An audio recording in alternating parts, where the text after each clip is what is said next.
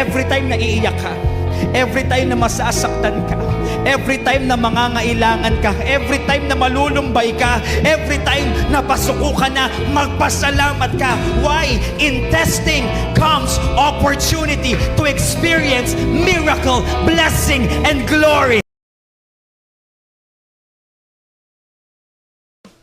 Mga kalasa, ganitong luto naman yung gawin natin sa liempo. Nasubukan nyo na ba to? Ginigisa ko lang muna dito yung sibuyas at yung bawang. At nilalagay ko na yung liempo once na malambot na yung sibuyas. Pinapalight brown ko lang yan so konting gisa-gisa, sabay lagay na ng toyo at ng oyster sauce. Niluluto ko pa yun ng mga 2 minutes. Kailangan pa nating palambutin kaya naglalagay ako ng tubig at pinapakuluan ko lang. Nung kumulo na nga, naglagay na ako ng pork cube dyan. At sinimmer ko lang ito hanggang sa lumambot na ng